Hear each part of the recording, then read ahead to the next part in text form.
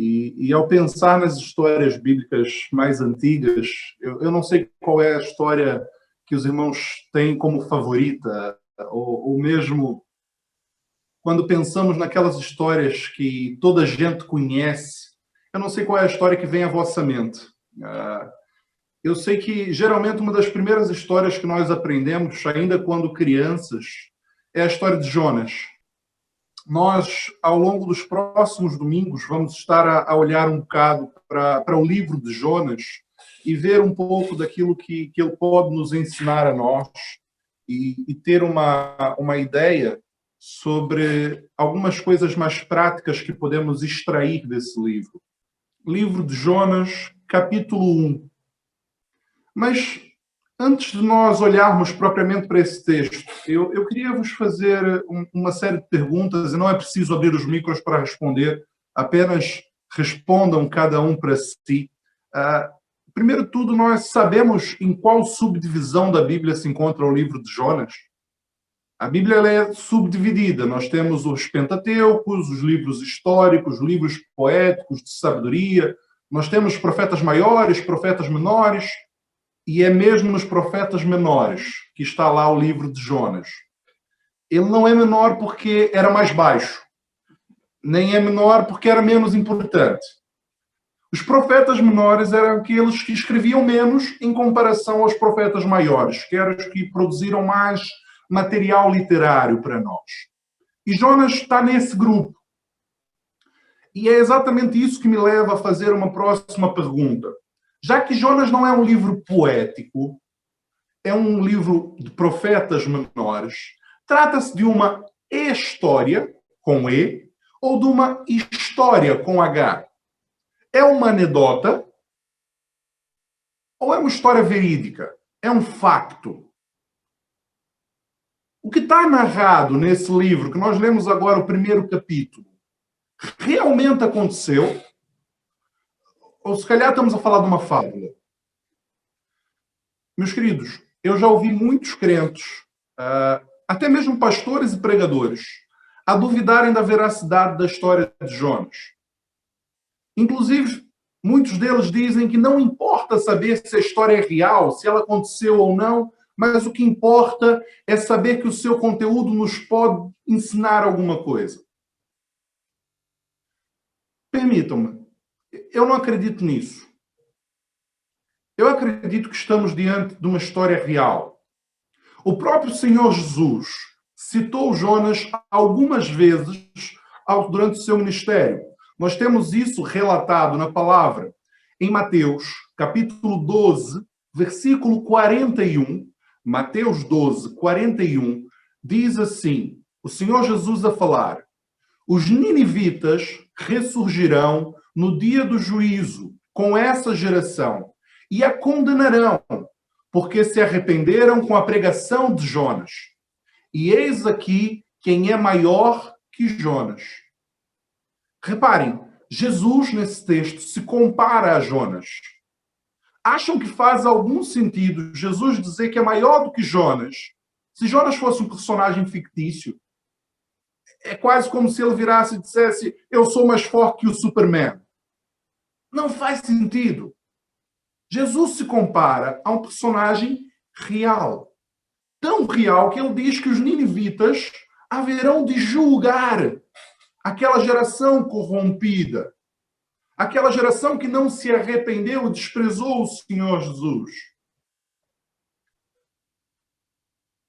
Se Jesus considerava Jonas um personagem real, por que nós, os cristãos, nós olhamos para esse livro como uma anedota? Por que nós, vez após vez, questionamos a sua veracidade? Sabem, para mim o problema não está no livro, mas sim na nossa fé. E é mesmo sobre fé que eu gostava de falar. O problema é que nós não somos capazes de crer nos milagres citados no livro de Jonas. Parece para nós algo muito absurdo, ou se calhar algo pequeno demais, eu não sei. Mas pensem lá, o Deus criador dos céus e da terra, o Todo-Poderoso que governa sobre terra e céus não seria capaz de construir um grande peixe e fazê-lo comer Jonas e ele ficar vivo durante 3 dias em seu ventre? Será que esse Deus Todo-Poderoso não tem poder para mandar vir uma tempestade e ela desaparecer? Ou converter uma cidade inteira através da pregação de um só homem? Se calhar o problema é a boboreira no final, que nasce e de repente morre de um dia para o outro. Meus queridos, o nosso problema não é com o livro. O nosso problema é com Deus. A verdade é que o problema real é a nossa falta de fé. É a nossa falta de confiança nesse Deus. Então, desde já, antes de entrarmos no texto, eu quero deixar claro que, para nós, o livro de Jonas é um livro de história com H maiúsculo. É um livro real. Ele aconteceu porque nós cremos num Deus real, omnipresente, omnisciente e omnipotente. Já agora, se nós olharmos para o livro de Jonas, nós costumamos dizer que é sobre Jonas e o grande peixe. Jonas é só um personagem secundário desse livro. Esse livro, na verdade, fala sobre Deus. Esse livro fala sobre quem Deus é. Fala sobre o seu caráter. Esse livro mostra a soberania de Deus sobre todas as coisas. Esse livro mostra como todos devem obediência a esse Deus e fazem exatamente aquilo que ele manda. Esse livro mostra um Deus de amor que ama até os maus, nesse caso os ninivitas. Esse livro mostra que Deus perdoa aqueles que se arrependem e atende a oração de todos, aonde quer que eles estejam, seja num barco, seja no ventre de um peixe ou seja numa cidade. Esse livro é um convite à nossa oração com fé. Esse livro desafia-nos a verdadeiramente crer e confiar nesse Deus. Bem, agora vamos então entrar naquilo que nós lemos. É interessante que o livro começa com a palavra de Deus vindo até um tal Jonas, nos versículos 1 e 2. Diz que a palavra veio com ele. Para Jonas, a ordem de Deus e falar com alguém não era nada novo. Jonas era um profeta de Deus. Ele estava habituado a isso. E se porventura alguém ainda duvida da existência de Jonas, ele já tinha profetizado antes, lá no livro de 2 Reis, capítulo 14, versículo 25. 2 Reis 14, 25, vai dizer assim: também este resistiu os termos de Israel, desde a entrada de Amat até o mar na planície, conforme a palavra do Senhor Deus de Israel, a qual falara pelo ministério do seu servo Jonas, filho do profeta Amitai, que era de Gat-Hefer. Jonas já havia profetizado antes a Jeroboão nessa altura. Ele profetizou vitórias do povo de Israel, mostrou como Deus iria fazer maravilhas ao seu povo. E agora vemos Deus dar uma nova ordem para Jonas profetizar algo a um povo. Mas o que era diferente dessa vez? Primeiro, a diferença é que a mensagem não era de vitória, mas de juízo. Deus viria julgar. Caso aquele povo não se arrependesse, ele seria destruído. Mas eu acredito que a grande diferença não era essa. A diferença é que Jonas é o único profeta do Velho Testamento que Deus envia para dar uma mensagem a um país pagão. Não ia falar para Israel, não ia falar contra outros povos estando em Israel, mas Deus manda ir direto ao povo pagão e falar. E logo para os assírios, os ninivitas. Nós geralmente questionamos por que Jonas não obedeceu à ordem do Senhor. Conhecemos o livro e sabemos a raiva que ele tinha daquele povo. E sabia que Deus é misericordioso. Jonas, como um bom hebreu, acreditava que a salvação era única e exclusivamente para o povo de Israel. Eles eram o povo eleito. Como pode Deus estender o seu amor e o seu perdão aos outros povos? Principalmente o povo assírio. Os assírios, os ninivitas, eram um povo mau, era um povo malicioso, era um povo que eles tinham raiva porque eles eram cruéis e maléficos. O profeta Naum, no seu livro, no capítulo 3, versículo 19, vai dizer sobre a queda dos ninivitas e dos assírios e vai dizer: quem ouve as notícias ao seu respeito bate palmas pela sua queda. Pois quem não sofreu a crueldade sem limites de vocês? Era um povo tão cruel que, na prática, Jonas acreditava que eles não mereciam o perdão de Deus. Sabem quando conhecemos alguém mau? Alguém que roubou, que fez e aconteceu. E então, no final da sua vida, essa pessoa aceita Jesus e vira crente. E nós pensamos no nosso coração: isso não é justo. Eu vivi a minha vida inteira na presença do Senhor e esse aí agora vai ser salvo. Meus queridos, eu acho que é exatamente por isso que o livro de Jonas termina com um ponto de interrogação. É o único livro da Bíblia que termina com uma pergunta. É uma pergunta que vai dizer exatamente o próprio Deus a falar: será que eu posso salvar quem eu quero? Ou eu só posso salvar aquilo que tu achas que merece ser salvo? Bem, mas isso é matéria para o capítulo 4. Nós estamos no capítulo 1. E nós vemos essa ordem direta a Jonas: levanta e vai a Nínive. Bem, parece que a malícia, a maldade subiu até o Senhor. É isso que nós vemos no final do versículo 2. A malícia desse povo subiu até mim. Eu acho curioso. Os assírios e os ninivitas, eles não eram um povo temente a Deus. Eles eram pagãos. Eles não tinham uma aliança com Deus. Se calhar muitos nunca nem tinham ouvido falar a respeito do Deus de Israel. Mas a malícia deles chegou até o trono da graça do Senhor. O que é curioso é que Deus se importa com todos.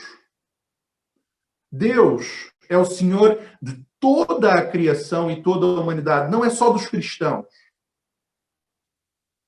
Todos vamos prestar contas a Deus, mesmo aqueles que se calhar vão dizer: eu nunca ouvi falar de Cristo. A malícia daquele povo chegou ao trono da graça do Senhor. E por isso Deus disse a Jonas: levanta e vai a Nínive. E é curioso, Jonas faz exatamente aquilo que Deus manda, ele levanta. Só que ele levanta para fugir. Ele não levanta para ir a Nínive. Eu acho tão curioso o esforço que Jonas faz para fugir do Senhor, que o verso 3 tem um pleonasmo. É uma repetição de ideias. Ele começa e termina com a mesma ideia. Para fugir do Senhor. Jonas levanta para fugir do Senhor. Jonas faz um esforço tremendo para fugir da face de Deus, da sua promessa, daquilo que Deus o tinha mandado fazer, da sua vontade. Meus queridos, nós não podemos fugir do Senhor e nem da sua vontade para nós. Todos nós conhecemos o Salmo 139. Para onde eu posso escapar do teu espírito, Senhor? Para onde fugir da tua presença? Se eu subir aos céus, lá tu estás. Se eu fizer a minha cama no Sheol, tu também lá estás. Se eu subir com asas como águia e morar na extremidade do mar, mesmo ali a tua destra me guiará e me susterá. É impossível fugir de Deus. O nosso Deus controla tudo. O nosso Deus manda e todos obedecem. Sabem qual é a grande ironia do livro de Jonas? Como eu disse, esse livro fala sobre Deus e o quanto ele é soberano e como todos o obedecem. O versículo 4, nós vemos que o vento obedece ao Senhor. O versículo 15, vemos que o mar obedece ao Senhor. O versículo 17 mostra que o peixe obedece ao Senhor. Lá pelo capítulo 4, quem já conhece sabe que a planta obedece ao Senhor. O verme obedece ao Senhor. Os ninivitas obedecem ao Senhor. Tudo e todos obedecem ao Senhor, exceto o crente. O crente é o único que não obedece e tenta fugir. Para mim, essa é a grande ironia desse livro. Mas já que o crente não obedece, já que o crente tenta fugir, o que Deus faz? No versículo 4, envia uma grande tempestade. Parece que aquela tempestade não era uma tempestade comum. Era uma tempestade tão grande que aqueles marinheiros calejados ficam cheios de medo. No versículo 5, nós vemos algo muito comum, cada um clamando ao seu Deus. Eu costumo dizer que só existe ateu até o avião começar a cair. Quando o avião começa a cair, toda a gente começa a clamar. E é isso que eles fazem. Cada um, à sua maneira, vai clamar ao seu Deus. Mas é curioso que, enquanto isso, Jonas, que era o único que servia ao verdadeiro Deus, dormia. Eu não sei por que Jonas dormia. A gente pode especular e imaginar que ele estava tão mal por estar a fugir do Senhor que ele foi e entrou numa depressão e quis dormir. A gente pode imaginar que ele dormiu para fugir da sua própria mente, mas a verdade é que ele dormia. Ao ponto de, no versículo 6, o capitão do navio acordar Jonas e dizer: o que se passa? Como podes dormir numa situação como essa? Acorda, clama, ora ao seu Deus. Talvez o seu Deus possa fazer alguma coisa. O que é curioso é que Jonas acorda. Mas vocês não vão ver uma alusão que Jonas orou. O versículo 6 mostra-nos que ele acorda. Mas ele não ora. Se calhar, nós, por vezes, somos tal como Jonas. Achamos que a tempestade já é tão grande que não vale a pena orar. Se calhar pensamos que o problema é culpa nossa e não vale a pena orar. Eu vou orar para quê? Eu já sei a resposta. Meus queridos, nós vemos uma bela lição. Pagãos ensinando a crentes e dizendo: vai orar ao teu Deus. Estamos no meio de uma pandemia. Os casos estão a aumentar a cada dia. Quantas vezes eu e tu temos orado? Ora ao teu Deus. Porque Deus tem o controle de tudo. Deus controla até mesmo a sorte. No versículo 7, eles lançam sorte. E Deus controla e cai sobre Jonas. É tremendo que eles perguntam a Jonas e fazem uma série de perguntas. De onde vens? Quem é o teu povo? Qual é a tua profissão? Diz-nos lá o motivo desse mal. E Jonas, no verso 9, vai dar uma declaração tremenda. Ele respondeu: sou hebreu e temo ao Senhor, o Deus do céu, que fez o mar e a terra. Reparem o pormenor dessa expressão de Jonas. Geralmente nós dizemos o Deus criador do céu e da terra. Às vezes falamos do céu, da terra e do mar. Mas Jonas diz o Deus que fez o mar e a terra. Imaginem aqueles homens, aqueles marinheiros, ao ouvirem essa expressão no meio daquela tempestade. Eu imagino eles virando para Jonas e dizendo: mas tu queres fugir do Deus que fez o mar por um navio no mar? Sabem, é por isso que no versículo 10 eles ficam ainda mais apavorados, porque eles entendem quem é esse Deus. É curioso que no verso 12, quando eles perguntam no verso 11 a Jonas o que deveriam fazer a ele para que aquilo parasse, para que eles pudessem sobreviver, Jonas diz: manda-me para o mar. A culpa disso tudo é minha. Eu mereço a morte. Deus quer matar-me.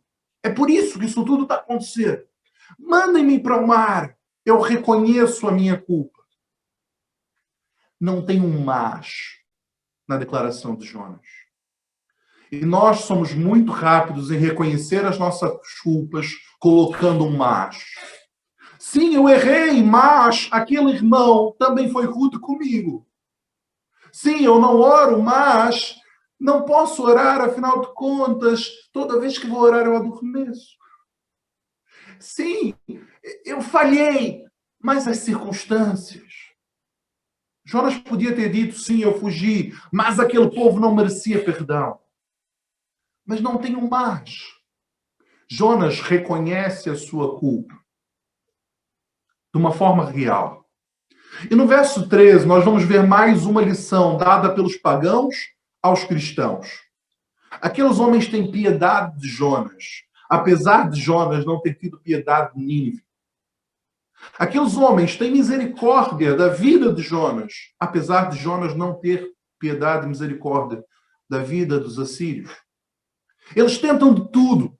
Eles remam de forma exaustiva. É isso que essa expressão quer dizer no hebraico. Eles não apenas remavam, eles cavucavam, eles remavam de forma exaustiva para tentar salvar.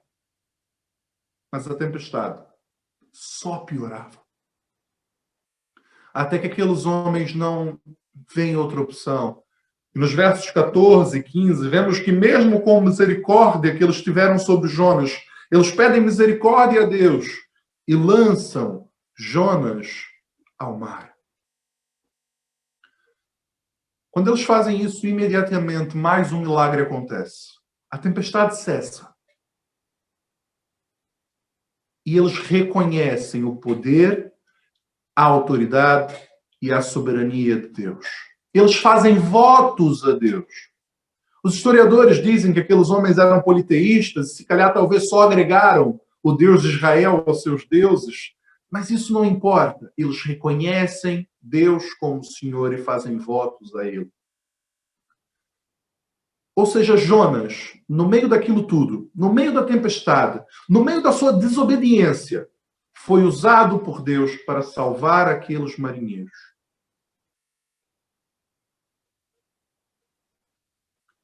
Quando eu chego no final desse capítulo, vejo o versículo 16 e mesmo o 17 do peixe, eu só consigo me lembrar de Romanos 8, 28. Todas as coisas contribuem juntamente para o bem daqueles que amam a Deus. Mesmo no versículo 17, aquela que parecia ser a grande condenação de Jonas e o seu castigo pela desobediência, o grande peixe, é na verdade a sua salvação. Porque Jonas iria morrer, estaria afogado no grande mar. Ele não tinha salvação. Mas o peixe, que muitos olham como um castigo, na verdade foi uma providência de Deus, um verdadeiro milagre que salvou a sua vida da morte. Meus queridos, eu já tomei muito do vosso tempo. Eu queria apenas fazer umas aplicações práticas à nossa vida.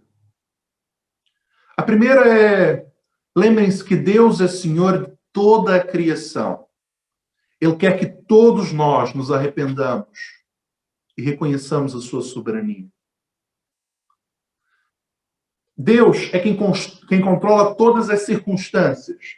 Independente das tempestades que se levantem ao nosso redor, Ele continua no controle. Nunca duvidemos disso. Deus usa pessoas para salvar pessoas. Jonas, mesmo na sua desobediência, foi usado para salvar os marinheiros. Quando ele professa a sua fé em Deus e declara quem Deus é, eles se arrependem. Estamos a viver uma pandemia. Estamos no meio de uma tempestade. Que nós sejamos usados para salvar pessoas. Deixemos-nos ser usados para isso. Tudo que Deus faz é para o nosso bem. Jonas não viu isso na hora, de certeza. Mas nós que conhecemos a história como um todo, vemos que é mesmo isso. Deus estava sempre trabalhando para o seu bem. Nunca fujamos da vontade de Deus para nós. É impossível. Se calhar ainda vamos nos meter em mais sarilhos. Então, se nós sabemos qual é a vontade de Deus para as nossas vidas, para o nosso casamento, para a nossa família, vamos fazer aquilo que Deus nos manda. Logo, sem procrastinar, de uma vez. Porque é assim que deve ser. Tenhamos em mente quem Deus é. Que Ele tem o controle de tudo. Tudo é por Ele. Tudo é para Ele. E Ele é o Senhor. E, finalmente, para encerrar, que nós estejamos sempre prontos a nos arrepender e orar a Deus, clamando a Ele em todo o tempo, quer na tempestade, quer no peixe, quer no barco, quer na cidade. Que nós tenhamos uma fé genuína nesse Deus